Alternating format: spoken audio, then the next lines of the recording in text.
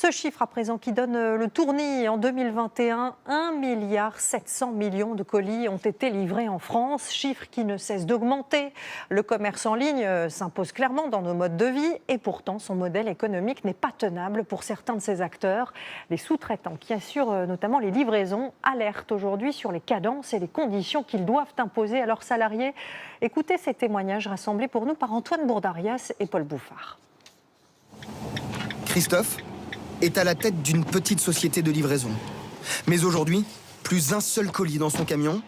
Il vient de placer son entreprise en liquidation judiciaire et doit revendre ses 17 véhicules pour éponger une partie de ses dettes. J'en suis là, j'en suis à essayer de savoir comment je vais m'en sortir, en espérant pouvoir payer tous les chauffeurs qui restent, quoi.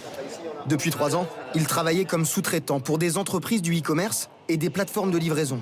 Selon lui, ce sont les conditions de travail imposées par les géants du secteur qui sont responsables de la mort de son entreprise.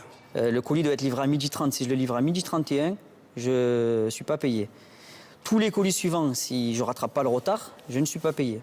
Là, par exemple, sur cette facture-là, à 22 000 € hors taxe, j'ai 5 000 € de pénalité. Conditions contractuelles abusives, prix des livraisons tirés vers le bas. Comme Christophe, des dizaines de petits patrons dans le transport mettent la clé sous la porte tous les mois en France. Pourtant, le marché de la livraison ne s'est jamais aussi bien porté. Avec 1,7 milliard de colis livrés, le chiffre d'affaires du secteur a atteint 9,6 milliards d'euros en 2021. Vous ne le savez peut-être pas, mais pour acheminer toutes ces marchandises jusqu'à votre porte, les géants de la livraison express font presque tous appel à des sous-traitants. Aujourd'hui, près de 400 000 petites entreprises se disputent ce marché ultra concurrentiel. Alexandre Odol a travaillé pendant 15 ans dans un dépôt de l'entreprise TNT FedEx. Licencié pour faute réelle et sérieuse il y a 3 ans, il nous décrit la pression quotidienne de ses anciens supérieurs pour trouver des savings, des économies dans le jargon de l'entreprise, comme sur ce message laissé par son ancien directeur régional. Oui, Alex, je t'appelle pour savoir si tu avais trouvé des savings. Alors, si tu as trouvé des savings, tu peux marcher. Si tu n'as pas trouvé, tu sais quoi, tu peux aller direct pointer pour l'emploi, quoi. Merci. Il me demande de trouver des savings. Les savings, c'est les économies sur la sous-traitance. C'est-à-dire que nous, on est censé retransmettre ça sans aucune humanité, sauf que moi, c'est ce qui me posait problème. Et pour trouver toujours plus d'économies, sa direction avait notamment créé un logiciel chargé de calculer, à la baisse, le tarif mensuel proposé à un livreur sous-traitant. C'est ce que nous, on sait que ça lui coûte, entre 26 et 27 000. Et ça nous amenait à une conclusion du logiciel qui nous disait « vous allez le payer 21 400 €.